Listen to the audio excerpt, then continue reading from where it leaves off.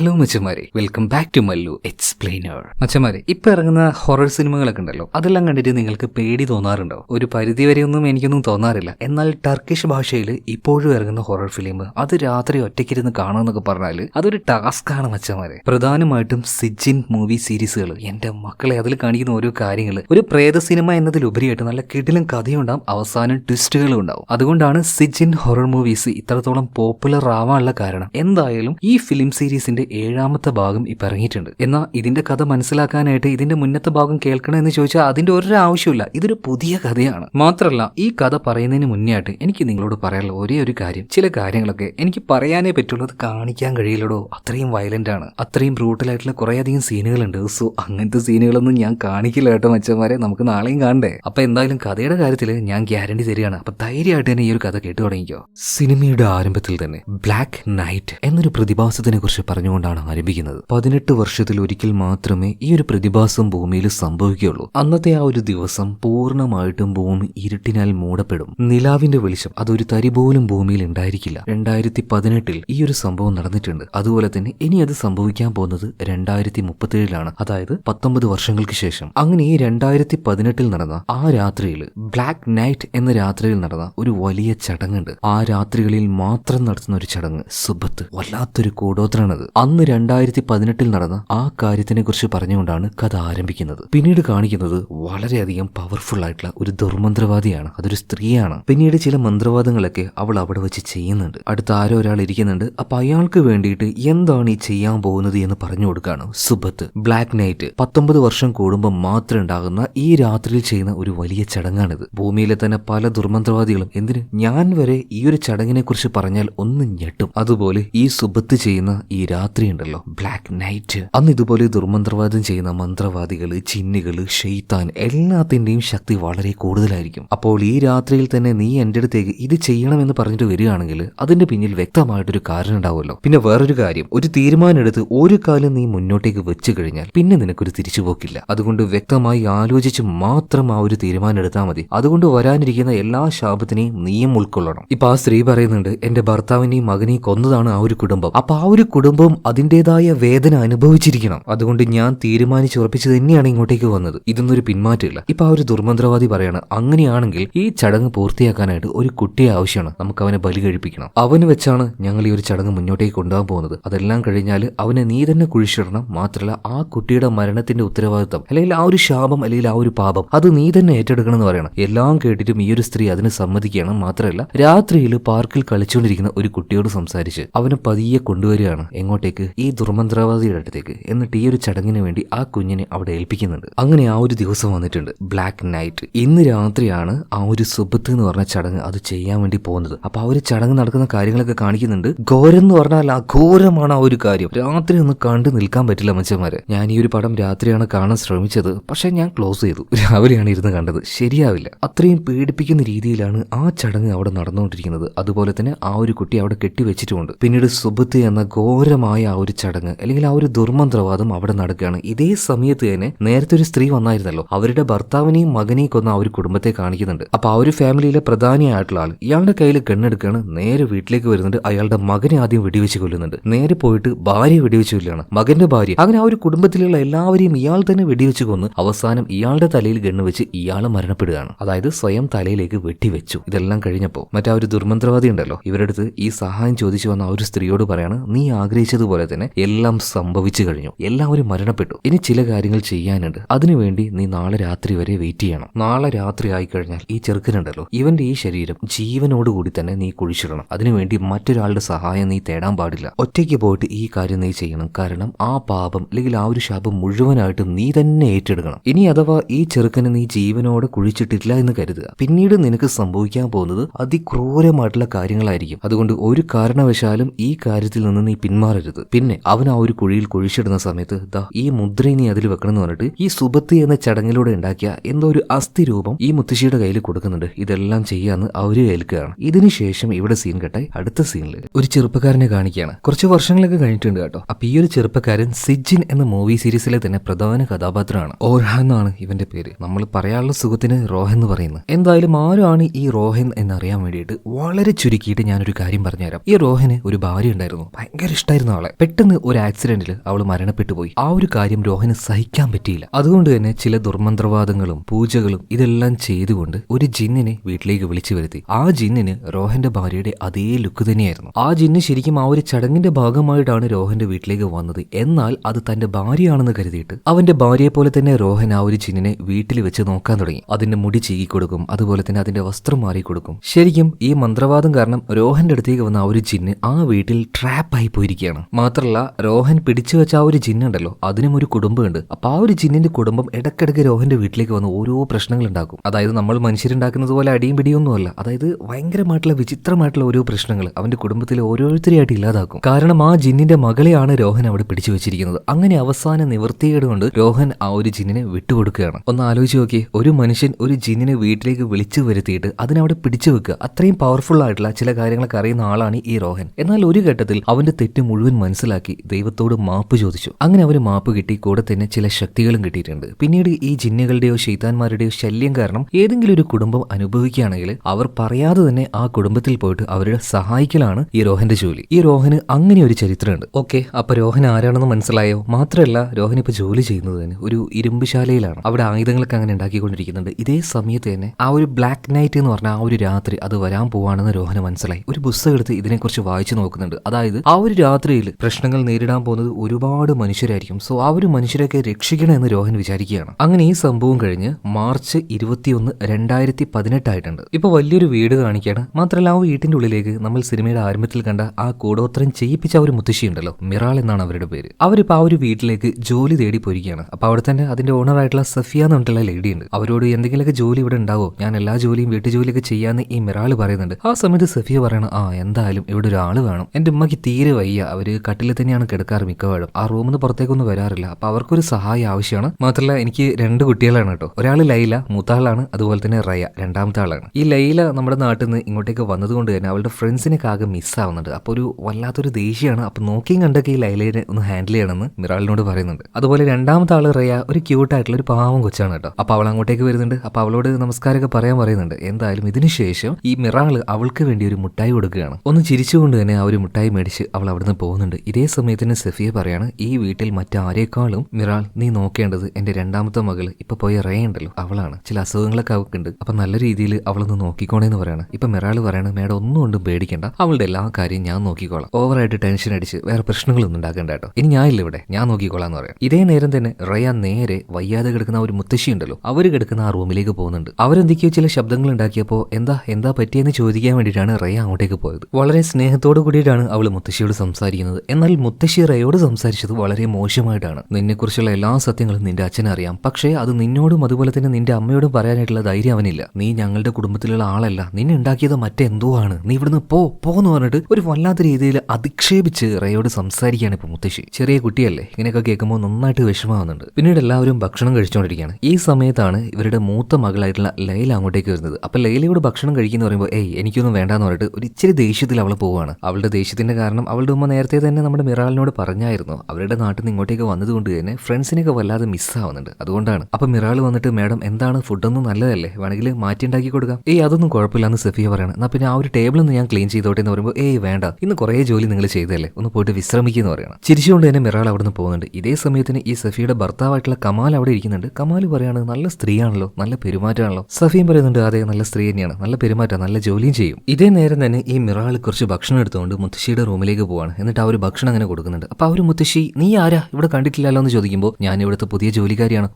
പുതിയ ആളാണല്ലേ, നീ എന്തിനാ ഇങ്ങോട്ടേക്ക് വന്നത്, ഓൾറെഡി ഇവിടെ എന്റെ മക്കളുണ്ട്, പേരക്കുട്ടികളുണ്ട്, ഞാനുണ്ട്, എല്ലാവർക്കും കൂടെ ഉള്ള ഭക്ഷണമൊക്കെ തികയോ, നീ വന്നിട്ട് അതും കൂടെ നീ ഇരുന്ന് തിന്നില്ലേ, ഇനി മുതൽ എനിക്ക് ഭക്ഷണമൊന്നും കിട്ടില്ല, ഞാൻ എന്റെ മകനോട് ഇത് പറയുന്നു പറഞ്ഞിട്ട് ചുമ്മാ പിള്ളേരെ പോലെ വാശി പിടിക്കുകയാണ്. പിന്നെ അവിടെ നിന്ന് എഴുന്നേറ്റ് പോകാൻ നിൽക്കുമ്പോൾ നിങ്ങൾ എങ്ങോട്ടാ പോകുന്നത്, അവിടെ ഇരിക്കുന്നു പറഞ്ഞിട്ട് മിറാൾ ചെറുതായിട്ട് അവരൊന്ന് പിടിക്കാൻ പോകുമ്പോഴേക്കും മുത്തശ്ശി അവരെ പിടിച്ച് ഒരു ഏറ്റ തളലാണ്, നീ അവിടെ ഇരിക്കേണ്ടി എന്ന് പറഞ്ഞിട്ട് അവിടെ ഉണ്ടായിരുന്ന ഒരു ഫോട്ടോയുടെ അടുത്തേക്ക് പോയി നിൽക്കുകയാണ് കേട്ടോ. പ്രായമായിട്ടുണ്ടെങ്കിലും നല്ല ആരോഗ്യം തോന്നുന്നു. പിന്നീട് വിചിത്രമായിട്ടുള്ള ആ ഒരു ഫോട്ടോയിൽ നോക്കിയിട്ട് എന്തൊക്കെയോ പറയാണ്. എന്നിട്ട് ഈ ഒരു മിറാളിന്റെ അടുത്തേക്ക് വന്നിട്ട്, നീ ഇനി ഇങ്ങോട്ടേക്ക് തിരിച്ചു വരുമോ? മിറാൾ പറയുന്നു, ഇനിയും വരും. അങ്ങനെയാണെങ്കിൽ എന്റെ പേരക്കുട്ടി ആ റയ ഉണ്ടല്ലോ അവളോട് എന്റെ ഈ റൂമിന്റെ ഭാഗത്തേക്ക് വരാൻ പാടില്ലെന്ന് നീ പറയണം, ഇങ്ങോട്ട് കയറ്റാൻ പാടില്ല അവള് ഞങ്ങളുടേതൊന്നുമല്ല, അവള് മറ്റെന്തോ ആണ്. സോ ഈ രീതിയിലുള്ള പെരുമാറ്റം കണ്ട സമയത്ത് മിറാൾ വിചാരിക്കുകയാണ് മുത്തശ്ശിയുടെ ഞെട്ടെന്തോ ചെറുതായിട്ട് ഇളകി കിടക്കുകയാണ്. കാര്യമാക്കണ്ടെന്ന് കരുതിയിട്ട് ഭക്ഷണവുമായിട്ട് റൂമിൽ നിന്ന് പോവാണ്. ഇപ്പൊ മറ്റൊരു ഭാഗത്ത് ഈ 2 പിള്ളേരുടെ ഉമ്മയുണ്ടല്ലോ സഫിയ, പിള്ളേരുടെ റൂമിന്റെ അരികിൽ വന്നിട്ട് അവരെന്താ സംസാരിക്കുന്നത് എന്നിങ്ങനെ ഒളിഞ്ഞിരുന്ന് കേൾക്കുക. നിൽക്കുകയാണ്. അപ്പൊ മൂത്ത പെണ്ണ് ലൈല റേ നോക്കിയിട്ട് പറയാണ്, നിന്നെപ്പോലെ ആയാൽ മതിയായിരുന്നു, നിനക്ക് എവിടെ പോയാലും പിന്നെ ഒരു പ്രശ്നമില്ലല്ലോ, എന്നെ കുറിച്ചൊന്ന് ആലോചിച്ച് നോക്കിയേ, എന്റെ കൂട്ടുകാരില്ല, എനിക്ക് പരിചയമുള്ളവരില്ല, ആകെ കൂടി വല്ലാത്തൊരു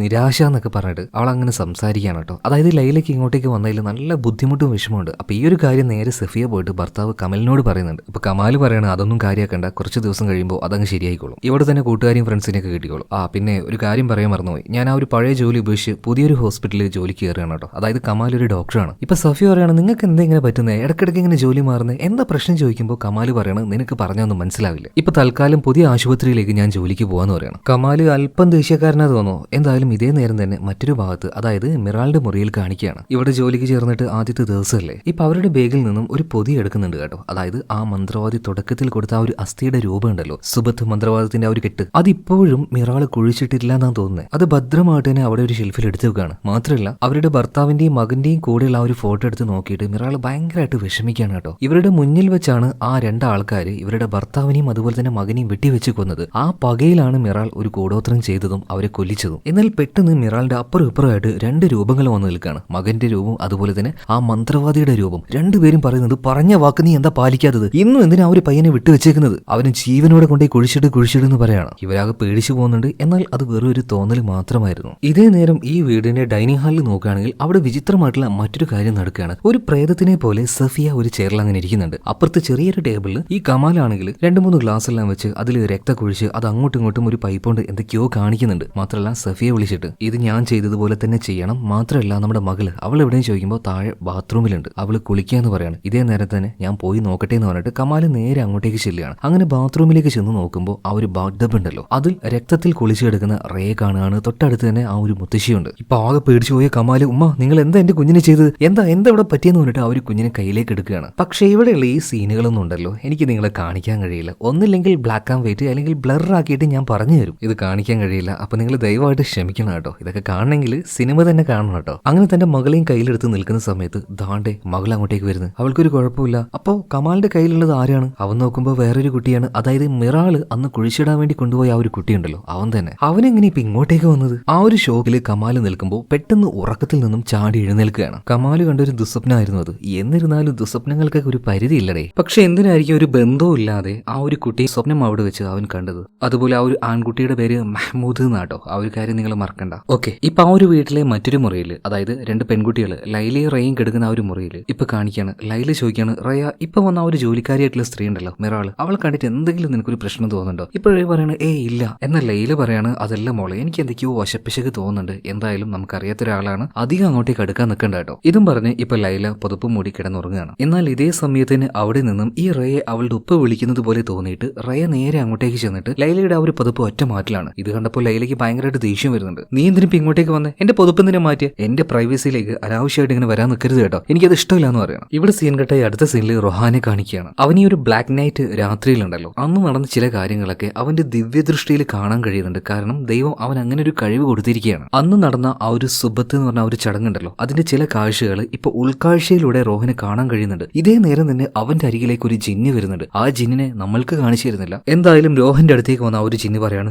ആവശ്യമില്ലാതെ ഞങ്ങളുടെ കാര്യത്തിലേക്ക് ഇടപെടാൻ നീ വരണ്ട, നിനക്കിപ്പോ ശക്തിയില്ലാത്ത സമയമാണ്, നിന്നെ കൊന്ന് കൊലവിളിക്കും ഞങ്ങൾ എന്ന് പറയാണ്. ഇതേ സമയത്ത് തന്നെ രോഹൻ പറയാണ്, എനിക്ക് ശക്തിയില്ലെങ്കിൽ എന്നെ പേടിച്ച് നിങ്ങൾ എന്തിനാ ഇങ്ങോട്ടേക്ക് വന്നേ? നോക്കിക്കോ, ഒരു ദിവസം നിങ്ങളെ തേടി ഞാൻ നിങ്ങളുടെ അടുത്തേക്ക് തന്നെ വരും, അന്ന് തീർക്കും ഞാൻ നിങ്ങളെ. പിന്നീട് അവിടെ സീൻ കട്ടാവുകയാണ്. മാത്രമല്ല ഈ കഥയുടെ പല ഭാഗത്തും നിങ്ങൾക്ക് കാര്യങ്ങൾ അങ്ങോട്ടും ഇങ്ങോട്ടും മനസ്സിലാവില്ല, കണക്ട് ചെയ്യാൻ പറ്റില്ല. എന്നാൽ കഥയുടെ അവസാനം എത്തുമ്പോൾ എല്ലാം വളരെ വ്യക്തമായിട്ട് മനസ്സിലാവും. അങ്ങനെ പിറ്റേ ദിവസം രാവിലെ ആയിട്ടുണ്ട്. നമ്മുടെ റേ ഉണ്ടല്ലോ, ഉമ്മ വന്ന പാട് എന്നൊരു കാര്യം പറയുന്നുണ്ട്. ഉമ്മ ഇനി മുതൽ ഞാൻ ചേച്ചിയുടെ കൂടെ കിടക്കുന്നില്ല, ഞാൻ എന്തായാലും ഒറ്റയ്ക്ക് അപ്പുറത്തെ മുറിയിൽ കിടന്നോളാന്ന് പറയണം. എന്താന്ന് ചോദിച്ചപ്പോൾ ഒന്നുമില്ല, ഞാനിവിടെ കിടക്കുന്നത് ചേച്ചിക്ക് എന്തോ ശല്യം ഉള്ളതുപോലെ തോന്നുകയാണ്. കുഴപ്പമില്ല, മോൾ അപ്പുറത്തെ മുറിയിൽ കിടന്നു, വെറുതെ ചേച്ചിയോട് അനാവശ്യമായിട്ട് സംസാരിക്കാനൊന്നും പോകണ്ട കേട്ടോ. ഇവിടെ സീൻ കേട്ടായി അടുത്ത സീനിൽ ഈ പിള്ളേരുടെ അച്ഛനുണ്ടല്ലോ കമാലിനെ കാണിക്കുകയാണ്. ഇയാൾക്ക് എന്തോ ഒരു വലിയ ടെൻഷൻ ഉണ്ട് കേട്ടോ. ഇയാളെ തന്നെ കണ്ണാടിയിലേക്ക് നോക്കിയിട്ട് ഈ പ്രശ്നമൊക്കെ എവിടെ ചെന്ന് നിൽക്കും എന്ന് പോലും എനിക്കറിയില്ല. അതായത് ഇയാൾ എന്തോ ഒന്ന് ചെയ്തിട്ടുണ്ട്, അതിന്റെ ആ ഒരു കുറ്റബോധവും പശ്ചാത്താപം ഒക്കെ ഉണ്ട്. അപ്പൊ ആ ഒരു ടെൻഷനിൽ നേരെ പുറത്തേക്ക് വരുന്ന സമയത്ത് മിറാളും അതുപോലെ തന്നെ സഫിയും സംസാരിക്കുന്നത് ഇപ്പൊ കമാല് കാണുകയാണ്. അതായത് മിറാളുടെ ലൈഫിലുണ്ടായ ആ ഒരു ദുരന്തവും കാര്യങ്ങളൊക്കെ ഉണ്ടല്ലോ, അത് സഫിയോട് പറഞ്ഞിട്ട് അങ്ങനെ കരയാണ് അവര്. അതായത് മകനും ഭർത്താവ് ഇവർ രണ്ടുപേരും മരിച്ച ഒരു കാര്യമൊക്കെ പറഞ്ഞിട്ട് ഇപ്പൊ ഇവര് കണ്ട സമയത്ത് കമാല് എനിക്കൊരു ജോലിയുണ്ട്, ഞാൻ പുറത്ത് പോയിട്ട് വരാന്ന് പറയണം. അങ്ങനെ അയാൾ നേരെ പുറത്തേക്ക് പോകണം. ഇവിടെ സീൻ കെട്ട ഈ അടുത്ത സീനിൽ കാണിക്കുന്നത് ഈ കുട്ടികളെയൊക്കെ പിച്ചെടുക്കാനായിട്ട് തട്ടിക്കൊണ്ടുപോകുന്ന ഒരു സംഘത്തെയാണ്. ആ സംഘത്തിലെ ഒരാളെ കാണിക്കുകയാണ് ഇപ്പോൾ. ഇയാളുടെ കീഴിലായിട്ട് കുറച്ച് ആൺകുട്ടികളുണ്ട്. ഇവരെ കൊണ്ട് പിച്ചെടുത്ത് എടുത്ത് ആ ഒരു കാശ് കൊണ്ട് ജീവിക്കലാണ് ഇയാളുടെ പ്രധാന പരിപാടി. ഇയാളുടെ പേര് ജമാൽ എന്നാണ്. എന്നാൽ ജമാലല്ല ഈ സംഘത്തിന്റെ തലവെന്ന് പറയുന്നത്, അത് കാസിമാണ്. കാസിം ഇപ്പൊ അങ്ങോട്ട് വരുന്നുണ്ട്. കാസിം ഇപ്പോ അർജന്റായിട്ട് ഇങ്ങോട്ടേക്ക് വന്നത് തന്നെ മിറാൾ എന്ന് പറഞ്ഞ ആ ഒരു ലേഡി ഉണ്ടല്ലോ, എന്തിനു വേണ്ടിയിട്ടാണ് മെഹമ്മൂദ് എന്ന് പറഞ്ഞിട്ടുള്ള ആ ഒരു പയ്യനെ തേടി ഇങ്ങനെ നടക്കുന്നത്? അവൾക്ക് എന്താ ഒരു കുട്ടിയോട് ഇത്രക്ക് ഇഷ്ടം? അല്ലെങ്കിൽ അതിനെ കൊല്ലാനായിട്ട് അവരെന്തിനിങ്ങനെ കളിക്കുന്നത്? നമുക്ക് എന്തായാലും അവരെ കണ്ടുപിടിക്കണം, ഇനിയും കാശ് ഊറ്റിയെടുക്കണം. എന്നാലും എന്തിനായിരിക്കും ആ ഒരു തള്ള ആ ഒരു കുട്ടിയെ കൊല്ലാൻ നോക്കിയത്?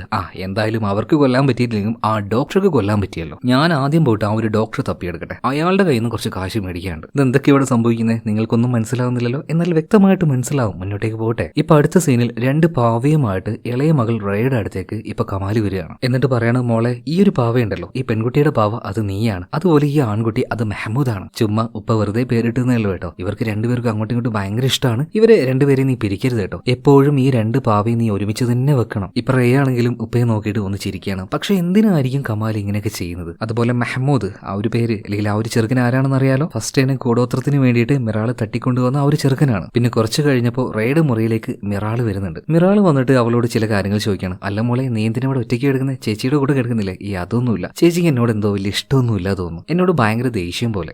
അങ്ങനെയൊന്നുമില്ല എന്നൊക്കെ പറഞ്ഞിട്ട് മിറാൾ ഇപ്പോൾ അവളെ സമാധാനിപ്പിക്കാൻ നോക്കുന്നുണ്ട്. പക്ഷേ റേ പറയാണ്, ആന്റി അങ്ങനെയൊന്നുമല്ല, എനിക്ക് ആ അസുഖം വന്നില്ലേ അതിനുശേഷം എന്റെ ചേച്ചിക്ക് എന്നോട് തീരെ ഇഷ്ടമില്ലാതായിട്ടുണ്ട്. മോളെ അനാവശ്യമായിട്ട് ഓരോ കാര്യങ്ങൾ ഇങ്ങനെ ചിന്തിക്കേണ്ട ആവശ്യമില്ല കേട്ടോ. മോൾ എന്തായാലും സമാധാനത്തോടെ ഇറങ്ങുക, ആന്റി കൂടെ തന്നെ ഉണ്ടാവും കേട്ടോ. അതായത് ഈ ഒരു റേയോട് ഭയങ്കരമായിട്ട് സ്നേഹം കാണിക്കുന്നുണ്ട് മിറാൾ. അതുപോലെ തന്നെ കമാലിന്റെ മുറിയിൽ നോക്കുകയാണെങ്കിൽ ഇയാൾ അങ്ങോട്ടേക്ക് പോയിട്ട് ഉറങ്ങാനുള്ള മരുന്ന് കഴിക്കുന്നുണ്ട്. ഇപ്പൊ അങ്ങോട്ടേക്ക് വന്ന സഫിയ ഇതെന്തിനാ ഈ മരുന്ന് കഴിക്കുന്നത് ചോദിച്ചപ്പോൾ ഒന്നുമില്ല, മക്കളെ കുറിച്ച് ആലോചിച്ചിട്ട് ഉറങ്ങാൻ പറ്റുന്നില്ല, ഭയങ്കര ടെൻഷൻ ആകുക എന്ന് പറയും. അതല്ല രാവിലെ ആ ലേഡി നിന്നോട് എന്തോ പറയുന്നുണ്ടായിരുന്നല്ലോ, മിറാൾ തന്നെ പിന്നീട് കരയുന്നുണ്ടായിരുന്നു, എന്താ പറഞ്ഞത് ചോദിക്കുമ്പോൾ സഫിയ പറയണം, അത് പിന്നെ അവരുടെ മകനെയും അതുപോലെ തന്നെ ഭർത്താവിനെയും 2-3 പേര് ചേർന്നിട്ട് വെടിവെച്ച് കൊന്നുകളഞ്ഞു. അവർ കോടതിയിലും സ്റ്റേഷനിലൊക്കെ പോയെങ്കിലും അവർക്ക് നീതി കിട്ടിയില്ല. എന്നാൽ കുറച്ച് ദിവസം കഴിഞ്ഞപ്പോൾ പടച്ചോന്റെ ഭാഗത്തുനിന്ന് അവർക്ക് നീതി കിട്ടിയെന്ന് പറയുന്നത്, അതായത് ഭർത്താവിനെയും മകനെയും കൊന്ന ആൾക്കാർ മരണപ്പെട്ടു പോയിട്ടുണ്ടായിരുന്നു. അതെന്തെങ്കിലും ആവട്ടെ, നമുക്ക് ഉറങ്ങാന്ന് പറഞ്ഞിട്ട് 2 പേരും കിടക്കാൻ നിൽക്കുകയാണ്. ഇപ്പൊ മുത്തശ്ശിയുടെ റൂമിലാണെങ്കിൽ അവർക്ക് ഭക്ഷണം കൊടുക്കാനായിട്ട് മിറാൾ ഭക്ഷണവുമായിട്ട് അങ്ങോട്ടേക്ക് ചെന്നിട്ടുണ്ട്. അങ്ങനെ അത് കൊടുത്തോണ്ടിരിക്കുന്ന സമയത്ത് മുത്തശ്ശി പറയാണ്, നമ്മൾ ഒരാൾക്ക് ഒരു വാക്ക് കൊടുത്താൽ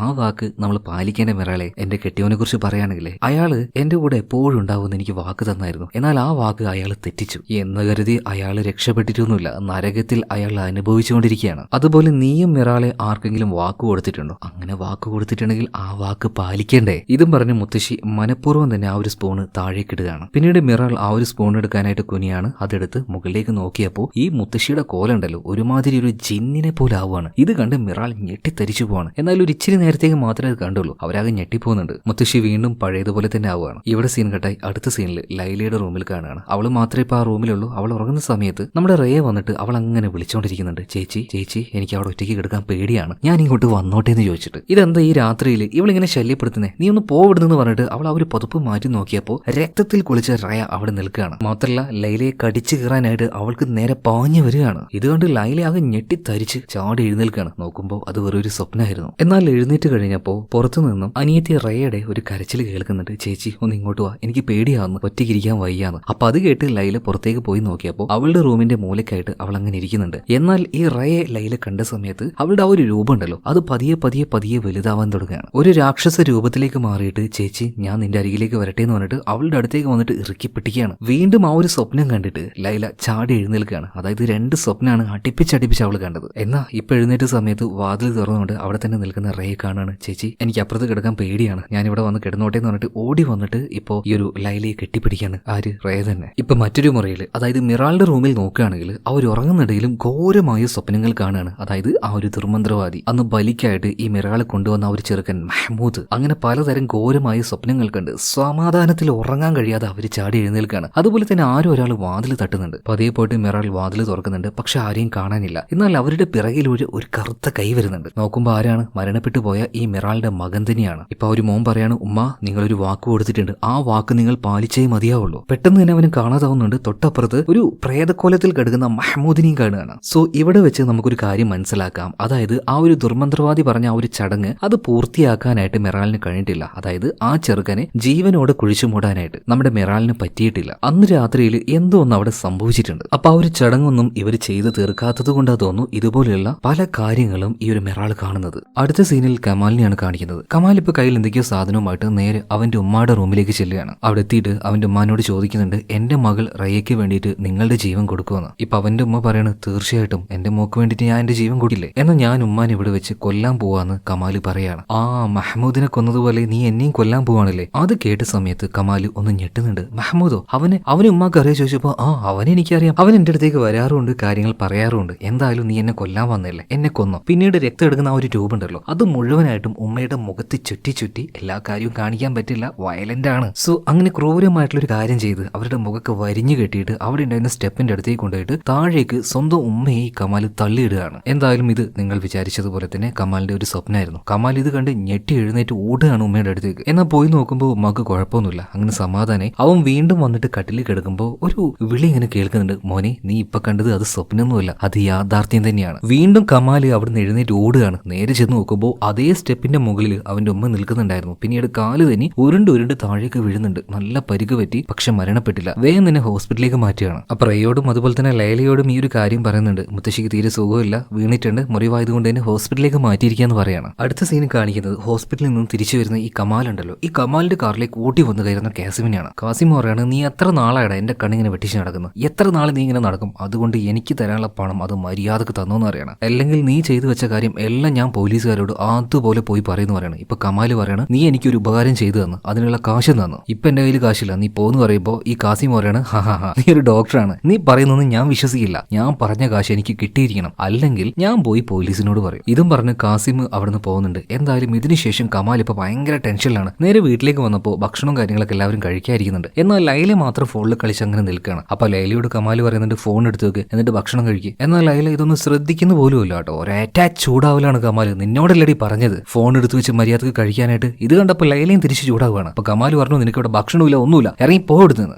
ഈ സമയത്ത് നമ്മുടെ ലൈലയും പറയുന്നുണ്ട്, എനിക്ക് ഇവിടെ നിൽക്കണ്ട, എനിക്ക് ഇവിടെ നിൽക്കാൻ ഇഷ്ടാവുന്നില്ല, ഇവിടെ നടക്കുന്ന കാര്യങ്ങൾ എന്തെങ്കിലും നിങ്ങൾ അറിയുന്നുണ്ടോ? ഇന്നലെ രാത്രി നിങ്ങളുടെ ഇളയ മകൾ റേ ഉണ്ടല്ലോ, പേടിയാണെന്ന് പറഞ്ഞ് എന്റെ അടുത്തേക്ക് വന്നു, എന്റെ കട്ടിൽ കിടന്നു. പക്ഷേ പിറ്റേ ദിവസം രാവിലെ അവളോട് ഞാൻ ചോദിച്ചപ്പോൾ അവള് പറയാൻ ഞാൻ വന്നിട്ടില്ല എന്ന്. എന്തൊക്കെയാ ഇവിടെ നടക്കുന്നത്, എനിക്ക് ഇവിടെ നിൽക്കണ്ടെന്ന് പറഞ്ഞിട്ട് ലൈല ഇവിടുന്ന് പോവാണ്. ഇപ്പൊ സഫിയും അതുപോലെ തന്നെ റയ അവിടെ ഉണ്ട്. റയ ആകെ പേടിച്ചു പോയിട്ടുണ്ട്. റയ ഇപ്പൊ കമലിനെ നോക്കിയിട്ട് പറയണം, ഉപ്പ സത്യമായിട്ട് ഞാൻ അങ്ങോട്ടേക്ക് പോയിട്ടില്ല, അവള് നുണ പറയാന്ന് പറയണം. ഇപ്പൊ ആ വീട്ടിലെ തന്നെ മറ്റൊരു മുറിയിൽ, അതായത് മിറാലിനെ കാണിക്കുകയാണ്. അന്ന് രാത്രി ആ ഒരു കൂടോത്രം കഴിഞ്ഞ് പിറ്റേ ദിവസം ആ ഒരു മെഹ്മൂദിനെ കുഴിച്ചിടണം എന്ന് പറഞ്ഞല്ലോ. സോ അത് ചെയ്യാൻ പോയ ആ ഒരു കാര്യം ഇപ്പൊ മിറാൽ ആലോചിക്കുകയാണ്. അതായത് അത് നമ്മളെ കാണിക്കുകയാണ്. അതായത് ആ ഒരു കുട്ടിയെ ജീവനോട് കുഴിച്ചിടാൻ വേണ്ടിയിട്ട് ശവപ്പറമ്പിലേക്ക് പോയി. എന്നാൽ അവിടെ എന്തോ ഒന്നും നടക്കുന്നുണ്ട് എന്ന് കണ്ട് അങ്ങോട്ട് രണ്ടാൾക്കാർ വരുന്നുണ്ട്. അത് മറ്റാരുമല്ല, കാസിമും അയാളുടെ കൂട്ടാളിയായിട്ടുള്ള ജമാലും ആയിരുന്നു. ഇവര് രണ്ടുപേരും മിറാൾ കുഴിച്ചിടാൻ പോയ ആ ഒരു മെഹ്മൂദിനെ രക്ഷപ്പെടുത്തുകയാണ്. എന്നിട്ട് അവരുടെ സംഘത്തിലേക്ക് കൊണ്ടുവരുന്നുണ്ട്. എന്ന് കരുതി ആ കുട്ടിയോടുള്ള സ്നേഹം കൊണ്ടാണോ? അല്ല, അവനെയും കൊണ്ട് പിച്ചയെടുപ്പിക്കാനാണ്. അതുപോലെ തന്നെ അവരുടെ ആ ഒരു ഗ്യാങ്ങിൽ നടന്ന മറ്റൊരു സംഭവം ഇപ്പൊ കാണിക്കുന്നുണ്ട്. കൂട്ടത്തിലെ ഒരു ചെറുക്കൻ പിച്ച തെണ്ടാൻ പോയി, എന്നാൽ കുറച്ച് കാശുമായിട്ട് വന്നിട്ടുള്ളൂ, അതെന്താ കുറവ് എന്ന് ചോദിച്ചിട്ട് അവന് വല്ലാണ്ട് ഉപദ്രവിക്കുകയാണ്. മാത്രമല്ല ഒരു ഇരുമ്പ് വടി വെച്ച് അടിക്കാൻ നോക്കുമ്പോൾ പെട്ടെന്ന് അങ്ങോട്ടേക്ക് മെഹ്മൂദ് വരികയാണ്. ഒരു വല്ലാത്ത രൂപം. അവൻ ഈ ഒരു ജമാലിന്റെ വയറ്റത്തേക്ക് നോക്കി ഒരേറ്റ കുത്തു കൊടുക്കുകയാണ്. ജമാലാണെങ്കിലോ അവിടെ കിടന്ന് പെട്ടെന്ന് ചാവുന്നുണ്ട്. എന്തായാലും ആ ഒരു ഫ്ലാഷ് ബാക്ക് കഴിഞ്ഞ് ഇപ്പോഴത്തെ സംഭവത്തിലേക്ക് തന്നെ വരികയാണ്. റയ ഇപ്പൊ ഒറ്റയ്ക്കാണല്ലോ കിടക്കുന്നത്. അങ്ങനെ അവൾ ഉറങ്ങുന്ന സമയത്ത് അവളുടെ മുത്തശ്ശി വിളിക്കുന്നത് പോലെ അവൾക്ക് തോന്നുന്നുണ്ട്. അപ്പൊ വിളികേട്ട ഭാഗത്തേക്ക് അവളൊന്ന് നോക്കുന്നുണ്ട്. ആ സമയത്ത് തന്നെ അവളുടെ മുത്തശ്ശി ഒരു വല്ലാത്ത രീതിയിൽ അവൾ കിടക്കുന്ന റൂമിന്റെ ആ ഒരു ഫ്ലോറിൽ അങ്ങനെ ഇരിക്കുകയാണ്. എന്നിട്ട് അവളോട് ചോദിക്കുകയാണ്, നീ എന്താ കരുതിയത് ഞാനിപ്പോഴും ജീവനോടുണ്ട് എന്നല്ലേ? എന്ന് ഞാൻ മരിച്ചു കഴിഞ്ഞു, നിന്റെ ഉപ്പയും ഉമ്മയും നിന്നോട് നുണ പറഞ്ഞതാന്ന് പറഞ്ഞിട്ട് അവളുടെ കാലിൽ വന്ന് പിടിക്കുകയാണ്. കരഞ്ഞ് നിലവിളിക്കുകയാണ് റയപ്പോ. അപ്പൊ ആ ഒരു ശബ്ദം കേട്ട് അങ്ങോട്ടേക്ക് എല്ലാവരും ഓടി വരുന്നുണ്ട്. എന്താ കാര്യം ചോദിച്ചപ്പോൾ മുത്തശ്ശി വന്നായിരുന്നു, എന്നോട് സംസാരിച്ചു. മുത്തശ്ശി പറയുന്നത് മുത്തശ്ശി മരിച്ചു എന്നൊക്കെയാ. ഇപ്പൊ സഫിയക്കും അതുപോലെ തന്നെ കമാലിനും എന്താ പറയേണ്ടതെന്ന് തിരിയുന്നില്ല, കാരണം മുത്തശ്ശി മരിച്ചു കഴിഞ്ഞിരുന്നു. കുട്ടികൾ വിഷമിക്കേണ്ട എന്ന് കരുതിയിട്ട് അവരോട് ഈ ഒരു കാര്യം പറയാതിരുന്നതായിരുന്നു. പിന്നീട് സഫിയ പറയാണ്, മോൾ ഒറ്റയ്ക്ക് കിടക്കണ്ടവാ, ഉമ്മയുടെ കൂടെ കിടക്കാന്ന് പറഞ്ഞിട്ട് വിളിക്കാൻ നോക്കുമ്പോൾ ഇപ്പൊ നമ്മുടെ ഈ ഒരു റയ പറയാണ്, വേണ്ട ഞാൻ മിറാലിന്റെ കൂടെ കിടന്നോളാന്ന്. ശരി ആയിക്കോട്ടെ എന്ന് പറഞ്ഞിട്ട് മിറാലിന്റെ കൂടെ ഇപ്പോൾ റയെ കിടക്കാൻ വിടുകയാണ്. ഇതേ നേരം തന്നെ കമാല് അവന്റെ ഉമ്മ വീണ ആ ഒരു സ്റ്റെപ്പ് ഉണ്ടല്ലോ അങ്ങോട്ടേക്ക് പോയിട്ട് അങ്ങോട്ടേക്ക് തന്നെ അങ്ങനെ നോക്കി നിൽക്കുകയാണ്. ഇതേ നേരം തന്നെ വീടിന്റെ ആ ഒരു ബേസ്മെന്റിൽ നിന്നും എന്തൊക്കെയോ ചില ശബ്ദങ്ങൾ കേട്ട് പതിയെ അങ്ങോട്ടേക്ക് ഈ ഒരു കമാൽ ചെന്ന് നോക്കുകയാണ്. നോക്കുമ്പോൾ എന്താ ഒരു വല്ലാത്ത രീതിയിൽ രണ്ട് ചെയറിൽ അവന്റെ ഭാര്യയും അതുപോലെ തന്നെ മൂത്ത മകളായിട്ടുള്ള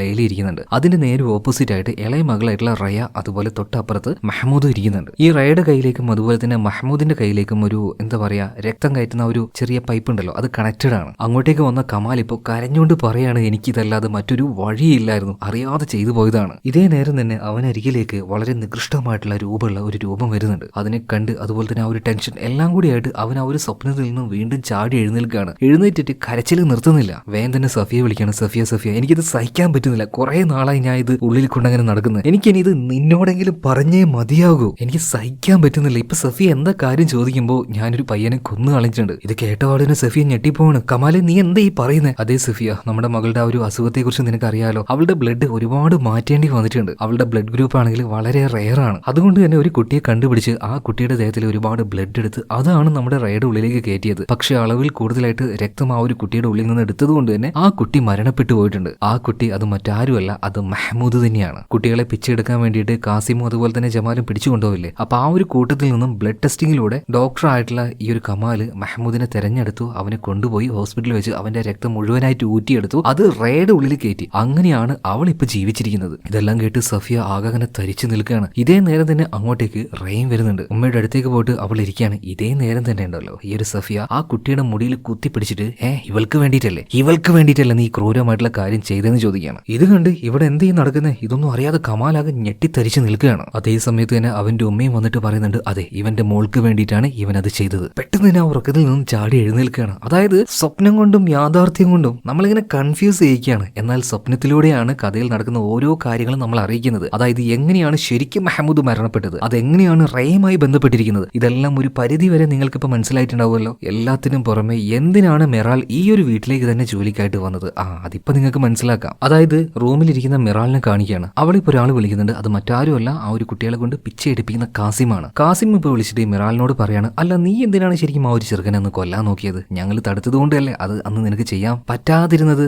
അത് മറച്ചു വെക്കാൻ വേണ്ടി നീ ഞങ്ങൾക്ക് കുറെ അധികം കാശും തന്നിട്ടുണ്ട്, എന്നാൽ ഇപ്പൊ എനിക്ക് വീണ്ടും കാശ് ആവശ്യമുണ്ട്, എന്തിനാണെന്നല്ലേ, നീ എന്തിനാടി ആ ഒരു ഡോക്ടറുടെ വീട്ടിൽ പോയത്. ഈ സമയത്ത് മെറാൾ പറയുന്നുണ്ട്, ഞാനിവിടെ ജോലി ചെയ്യാൻ വേണ്ടിയിട്ട് ഇവിടുത്തെ കുട്ടികളെ നോക്കാൻ വേണ്ടിയിട്ട് എനിക്ക് നിന്നെ നന്നായിട്ട് അറിയാം, വെറുതെ എന്നോട് നുണ പറയാൻ നിൽക്കണ്ട, നിനക്ക് എന്തെങ്കിലും ഒരു ദുരുദ്ദേശം ഉണ്ടാവും. അപ്പൊ നിന്റെ ചരിത്രം അവരോടും പോലീസുകാരോടും ഞാൻ ഇനിയും വിളമ്പാതിരിക്കാൻ വേണ്ടിയിട്ട് ഞാനൊരു 1-2 മണിക്കൂറിൽ അങ്ങോട്ടേക്ക് എത്തും, കുറച്ച് കാശ് റെഡിയാക്കി വെച്ചോ. എന്നിട്ട് അവൻ ഫോൺ കട്ട് ചെയ്യുന്നുണ്ട്. ഇപ്പോ മെറാളാണെങ്കിൽ ആകെ ദേഷ്യത്തിലും സങ്കടത്തിലും കരയാണ്, എവിടുന്ന് എടുത്ത് കൊടുക്കാനാ. എന്നാൽ ഈ കാര്യങ്ങളൊക്കെ ആരെങ്കിലും അറിഞ്ഞാലോ അത് വലിയ വിഷയമാവും ചെയ്യും. ഇവിടെ വെച്ചാണ് മറ്റൊരു കാര്യം നമ്മൾ അറിയേണ്ടത്. അതെന്താണെന്നറിയോ, അതായത് ഈ ഒരു മെഹ്മൂദിനെ ജീവനോടെ കുഴിച്ചിടാനായിട്ട് മെറാലിന് പറ്റിയില്ലായിരുന്നല്ലോ. അതിനുശേഷം ഒരു 2-3 ദിവസം കഴിഞ്ഞ് ആ മന്ത്രവാദിയെ കാണാനായിട്ട് മെറാൽ പോയിട്ടുണ്ടായിരുന്നു. കാര്യങ്ങളൊക്കെ പറയാണ്. എന്നാൽ ആ ഒരു മന്ത്രവാദി പറയാണ്, എന്തുകൊണ്ട് നീ നേരത്തെ എന്റെ അടുത്തേക്ക് വന്നില്ല, ആ ചെറുക്കനെ ജീവനോടെ കുഴിച്ചിടാതിരുന്നാൽ എന്താ സംഭവിക്കാൻ പോകുന്നതെന്ന് നിനക്കറിയോ, അതൊരു ചെകുത്താനായി മാറും ആ ഒരു ചെറുക്കൻ. പക്ഷേ നീ പറഞ്ഞതനുസരിച്ച് ആ ചെറുക്കൻ ഇപ്പൊ നിലവിൽ മരിച്ചു പോയിട്ടില്ലേ, ആ ഒരു ഡോക്ടറല്ല ആ ഒരു ചെറുക്കനെ കൊന്നത്, അയാളുടെ മകളുടെ ജീവൻ രക്ഷിക്കാൻ വേണ്ടി ആ ചെറുക്കന്റെ രക്തം മുഴുവൻ എടുത്തിട്ട് റേയുടെ ഉള്ളിലേക്ക് ആ ഒരു ഡോക്ടർ കയറ്റിയിട്ടില്ലേ.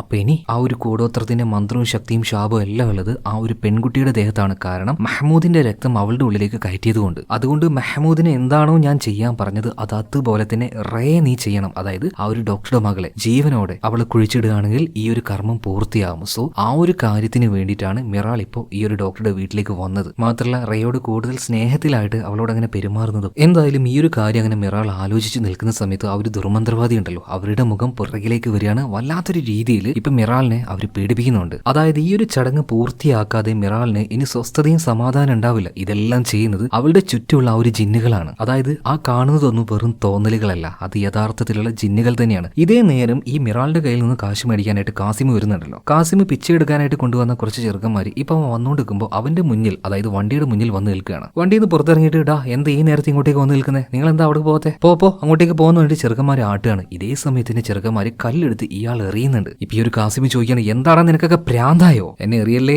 എന്ന് പറയുന്നുണ്ട്. എന്നാൽ പിള്ളേർ എറിഞ്ഞുകൊണ്ടിരിക്കുകയാണ്. ഒരു രക്ഷയില്ലാതെ കാസിം ആ ഒരു കാറിന്റെ ഉള്ളിൽ കയറിയിരിക്കുകയാണ്. ഇതേ നേരം തന്നെ ആ ഒരു മെഹ്മൂദിന്റെ ആത്മാവ് അത് വന്നിട്ട് കാസിമിന്റെ കയ്യിൽ പിടിച്ചിട്ട് എന്താണെങ്കിലേ നമുക്ക് പോവല്ലേ, അങ്ങനെ ഒരു ചോദ്യം അവിടെ വെച്ച് കാസിമിന്റെ കാര്യത്തിൽ ഒരു തീരുമാനമാകുന്നുണ്ട്. അതായത് ആ ഒരു ദുർമന്ത്രവാദി പറഞ്ഞതുപോലെ തന്നെ മെഹ്മൂദ് അവന് ജീവനോടെ കുഴിച്ചിട്ടില്ലെങ്കിൽ വരാൻ പോകുന്നത് വലിയൊരു അപകടമായിരിക്കും. അതായത് അവനൊരു പൈശാചിക ശക്തിയായിട്ട് മാറും. ഇപ്പൊ കമാലിന്റെ വീട്ടിലേക്ക് നോക്കുകയാണെങ്കിൽ ഇയാളുടെ ഉമ്മയുടെ ആ ഒരു റൂം ഉണ്ടല്ലോ, അങ്ങോട്ടേക്ക് പോവാണ്. ഉമ്മയുടെ മരണത്തിന് കാരണക്കാരൻ അത് ഞാൻ തന്നെയാണല്ലോ എന്നുള്ള ആ ഒരു വിഷമം കാരണം ഭയങ്കര ടെൻഷൻ അടിച്ച് അവൻ അവിടെ കിടന്ന് ഇങ്ങനെ കരയാണ്. ഇതേ നേരം തന്നെ അങ്ങോട്ടേക്ക് റയ മാത്രമല്ല റയയുടെ കൂടെ തന്നെ മെഹ്മൂദ്, ഇവര് രണ്ടുപേരും വന്നിട്ട് കമാലിനെ വിളിക്കുകയാണ്. താഴേക്ക് നിന്നിട്ട് വിളിച്ചു കൊണ്ടുപോവാണ്. ഇവരുടെ പിന്നാലെ തന്നെ എന്താണ് ഇവിടെ നടക്കാൻ പോകുന്നത് എന്ന് പോലും അറിയാതെ കമാലി ഇവരുടെ പിന്നാലെ ചെല്ലുകയാണ്. താഴത്തെ ആ ഒരു ബേസ്മെന്റ് റൂമിലേക്കാണ് വരുന്നത്. അവിടെ എത്തിയപാട് തന്നെ റൂമൊക്കെ ആകെ മാറുകയാണ്. എന്തൊക്കെയോ മന്ത്രവാദം ചെയ്യുന്നത് പോലെയുള്ള ഒരു റൂമായിട്ട് മാറുന്നുണ്ട്. പിന്നീട് അതിന്റെ അപ്പുറത്തെ റൂമിലേക്ക് ചെല്ലുന്നുണ്ട്. ആ സമയത്ത് അവിടെ 4 ചെയറിലായിട്ട് ഇപ്പൊ സഫിയ, അതുപോലെ തന്നെ ലൈല, റയ, കൂടെ തന്നെ ഈ മെഹ്മൂദ് ഇരിക്കുന്നുണ്ട്. ഇവരുടെ മുന്നിലായിട്ട് ഒരു എന്താ പറയാ ഒരു വിഷ്വൽ അങ്ങനെ പ്ലേ ആവുകയാണ്. അതായത് റയയ്ക്ക് വേണ്ടി മെഹ്മൂദിനെ കൊന്നുകൊണ്ട് അളവിൽ കൂടുതലായിട്ട് അവന്റെ ഉള്ളിൽ നിന്നും ആ ഒരു രക്തം എടുക്കുന്നതും മെഹ്മൂദ് മരിച്ചു പോകുന്നതും എങ്ങനെയാണ് മെഹ്മൂദിനെ കമാൽ കണ്ടുപിടിച്ചത് എന്നും എല്ലാം അതിലങ്ങനെ കാണിക്കുന്നുണ്ട്. അതായത് ഈ ഒരു കുട്ടികളെ തട്ടിക്കൊണ്ടുപോകുന്ന കാസിം ഉണ്ടല്ലോ, കാസിമിന്റെ അരികിലേക്ക് പോയിട്ട് ഈ ബ്ലഡ് ഗ്രൂപ്പിൽപ്പെട്ട ഒരു കുട്ടി എനിക്ക് വേണമെന്ന് പറഞ്ഞു. അങ്ങനെ ടെസ്റ്റ് ചെയ്തപ്പോഴാണ് മെഹ്മൂദിന് ആ ഗ്രൂപ്പാന്ന് മനസ്സിലായതും ഈ ഡോക്ടർ അതായത് കമാൽ അവനെ കൊണ്ടുപോയതും ഇതുപോലെ രക്തം എടുത്ത് കൊന്നു കളഞ്ഞതും. ഇതെല്ലാം എല്ലാവരും കാണുന്നുണ്ട്. ഈ കാണുന്ന ആൾക്കാർ പെട്ടെന്ന് തന്നെ തന്നെ കമാലിനൊരു വല്ലാത്ത നോട്ടം നോക്കുകയാണ്. ആ ഒരു നോട്ടത്തിൽ തന്നെ അവൻ പേടിച്ച് നിലവിളിച്ച് അലറിക്കരയാണ്. എന്നിപ്പോ കണ്ണൂർ നോക്കുമ്പോൾ ആ റൂമിൽ അതൊന്നുമില്ല. അതായത് ഈ ചുറ്റും ഇത്രയും നേരം കണ്ടതൊക്കെ ഒരു തോന്നലായിരുന്നു എന്ന് പറയാൻ കഴിയില്ല. കാരണം റയയുടെ ഉള്ളിലുള്ളത് ആ ഒരു പൈശാചിക ശക്തിയാണ്. അതിപ്പോ ഉള്ളത് ഇവരുടെ വീട്ടിലാണ്. ഇവിടെ എന്ത് സംഭവിച്ചാലും അതിന്റെ പിന്നിലൊക്കെ ആ ഒരു പൈശാചിക ശക്തി തന്നെയായിരിക്കണം. എന്തായാലും കമാലിന്റെ ആ ഒരു കരച്ചിൽ കേട്ട് ഉറങ്ങിക്കിടുന്ന സഫിയ രാത്രി എഴുന്നേൽക്കുകയാണ്. അവള് നോക്കുമ്പോൾ തൊട്ടടുത്ത് തന്നെ കമാൽ ഉണ്ടായിരുന്നു. പക്ഷേ ഇപ്പൊ നോക്കുമ്പോൾ കാണാനില്ല. മാത്രമല്ല തൊട്ട് മുന്നത്തെ ആ ഒരു ഡോർ ഉണ്ടല്ലോ, ആ ഡോറിനരികിലായിട്ട് ആരൊരാൾ ഇരിക്കുന്നുണ്ട്. നോക്കുമ്പോൾ അത് നമ്മുടെ റയ തന്നെയാണ്. പക്ഷേ മുഖത്തേക്ക് നോക്കിയപ്പോൾ അവളുടെ ആ ഒരു മുഖം വല്ലാതെ വികൃതമായിട്ട് കിടക്കുകയാണ്. അതായത് ഒരു ജിന്നായി മാറിയ റയ. ഇപ്പൊ ഉണ്ടല്ലോ നേരെ സഫിയെ നോക്കിയിട്ട് പറയാണ്, നിങ്ങളുടെ മകൾ റയ ഉണ്ടല്ലോ, ഇന്ന് രാത്രി അവളുടെ ഉമ്മാമയുടെ അടുത്തേക്ക് പോകും. ഇന്ന് രാത്രി റയ മരണപ്പെടുന്നു പറയാണ്. പിന്നീട് ആ ഒരു ജിന്നുണ്ടല്ലോ നേരെ സഫിയയുടെ ഉള്ളിലേക്ക് കയറുന്നുണ്ട്. ഇപ്പൊ സഫിയയുടെ ഉള്ളില് ആ ഒരു പൈശാചിക ശക്തിയുണ്ട്. പിന്നീട് സഫിയ ബാധ കയറിയ സഫിയ നേരെ മൂത്ത മകളായിട്ടുള്ള ലൈലയുടെ മുറിയിൽ ചെന്നിട്ട് അവളുടെ വായിൽ കൈയിട്ട് ആ ഒരു പൈശാചിക ശക്തി അവളുടെ ഉള്ളിലേക്ക് തള്ളിക്കയറ്റാണ്. അങ്ങനെ ഇവരുടെ രണ്ടുപേരുടെ ഉള്ളിലും ആ ഒരു പൈശാചിക ശക്തി വന്നിട്ടുണ്ട്. അങ്ങനെ ഇവർ രണ്ടുപേരും ഒരുമിച്ച് പുറത്തേക്ക് വന്ന് അങ്ങനെ നിൽക്കുകയാണ്. ഇതേ നേരം തന്നെ അങ്ങോട്ടേക്ക് മിറാളും വന്നിട്ടുണ്ട്. മിറാളിനെ നോക്കിക്കൊണ്ട് ആ ശക്തി ഉള്ളിലേക്ക് കയറിയ ലൈല അതുപോലെ തന്നെ സഫിയ രണ്ടുപേരും ഉണ്ടല്ലോ ഒരേ ശബ്ദത്തിൽ ഒരു കാര്യം പറയുന്നുണ്ട്, റയ അവൾ ഈ രാത്രിയിൽ കൊല്ലപ്പെടണം, മരിക്കണം മരിക്കണം. ഇതെല്ലാം കണ്ട് നേരെ മിറാൾ പോകുന്നത് റയയുടെ റൂമിലേക്കാണ്. റയ വിളിച്ചെഴുന്നേൽപ്പിക്കുകയാണ്, മോളെ എഴുന്നേൽക്ക്. ഈ റയയ്ക്കാണെങ്കിൽ മിറാളിനെ ഭയങ്കര ഇഷ്ടമാണല്ലോ. എന്താ ആന്റി എന്താ ഈ സമയത്ത് എന്നൊക്കെ ചോദിക്കുന്നുണ്ട്. അപ്പൊ ഈ ഒരു മിറാൾ പറയണത്, മോളെ നമുക്ക് രാത്രിയിൽ നല്ല അടിപൊളി ഒരു ഗെയിം ഉണ്ട്, അത് കളിച്ചാലോ ഈ രാത്രിയിലോ? ആ മോളെ നല്ല രസാ, നീ എന്റെ കൂടെ വാന്ന് പറഞ്ഞിട്ട് ഇപ്പൊ റയയും കൂട്ടിക്കൊണ്ട് മിറാള് നേരെ പുറത്തേക്ക് പോകണം. ഓൾറെഡി മിറാള് അവിടെ ഒരു കുഴി തോണ്ടി വെച്ചിട്ടുണ്ട്. ഇപ്പൊ റയോട് പറയാണ്, മോൾ ഈ ഒരു കുഴിയിലേക്ക് ഇറങ്ങിക്കിടക്കണം. അങ്ങനെയാണ് ഈ ഒരു ഗെയിം കളിക്കേണ്ടത്. ഇത് കേട്ടപ്പോൾ റയ പറയാണ്, ആഹാ നല്ല ഗെയിമാണല്ലോ. ഇവിടെ നടക്കുന്ന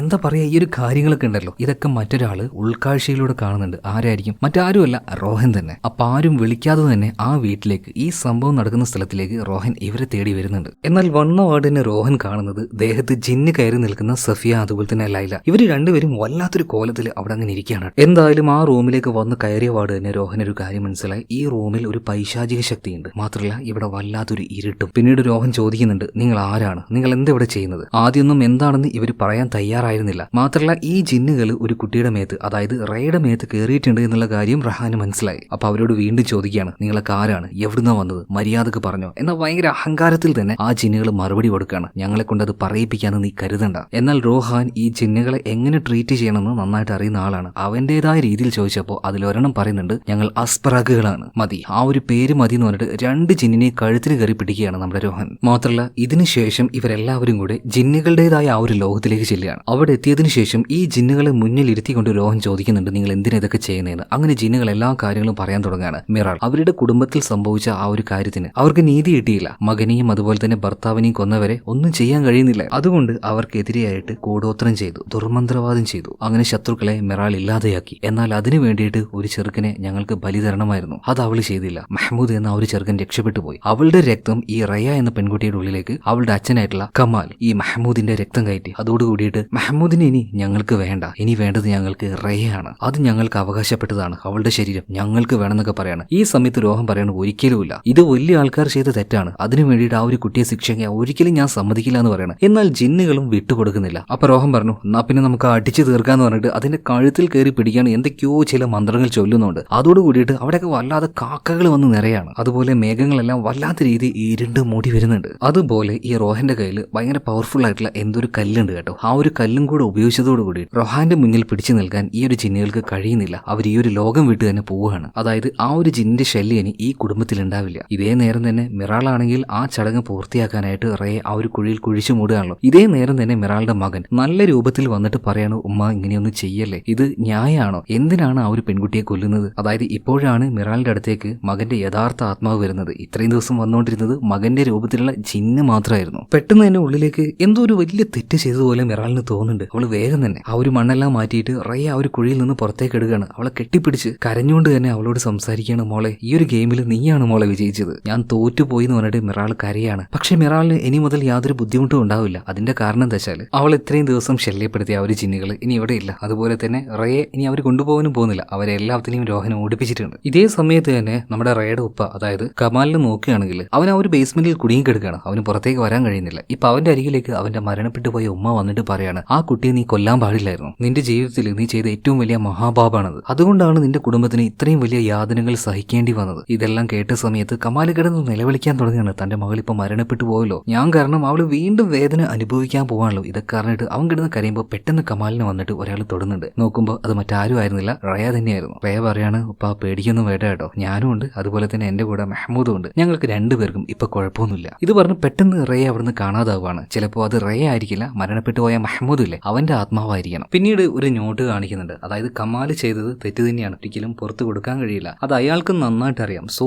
ഇത് ആലോചിച്ച് ഇയാൾക്ക് ശരിക്കും ഭ്രാന്തിളകി. മരിക്കാൻ നേരത്ത് അയാൾക്ക് പോലും അറിയില്ലായിരുന്നു അയാൾ ആരാണെന്ന്. എങ്ങനെയാണോ അദ്ദേഹത്തിന്റെ ഉമ്മ മരിച്ചു പോയത് അതുപോലെ തന്നെ ഈ കമാലും മരണപ്പെട്ടു പോവാണ്. എന്നാൽ കമാലിന്റെ കുടുംബത്തിന് വലിയ കുഴപ്പമൊന്നുമില്ല. അതായത് മകളായ റയ, ലൈല, ഭാര്യയായിട്ടുള്ള സഫിയ, അവർക്കൊന്നും കുഴപ്പമില്ല. കമാലിന് നഷ്ടമായി എന്നുള്ള ഒരു വിഷമം മാത്രമേ അവരുടെ ആ ഒരു കുടുംബത്തിനുള്ളൂ. അവസാനമായിട്ട് നമ്മുടെ രോഹാനിയും കാണിക്കുന്നുണ്ട്. അതായത് എവിടെയായാലും ഏത് നാട്ടിലായാലും ഇതുപോലെ ജിന്നുകളുടെ ശല്യം ഉണ്ടെങ്കിൽ ഞാൻ ആ നാട്ടിലേക്ക് എത്തുമെന്നുള്ള ആ ഒരു പ്രതിജ്ഞയിൽ നിൽക്കുന്ന രോഹാനെ കാണിച്ചുകൊണ്ട് ഈ ഒരു ഭാഗം കൂടെ അവസാനിക്കുകയാണ്. അപ്പോൾ ഈ ഒരു കഥ നിങ്ങൾക്ക് ഇഷ്ടമായിട്ടുണ്ടോ? ഇഷ്ടമായാൽ നമ്മുടെ വീഡിയോ ഒന്ന് ലൈക്ക് ചെയ്യുക, അതുപോലെ തന്നെ ചാനലും ഒന്ന് സബ്സ്ക്രൈബ് ചെയ്യുക. അപ്പോൾ അടുത്ത വീഡിയോയിൽ നമുക്ക് വീണ്ടും കാണാം. Okay, by.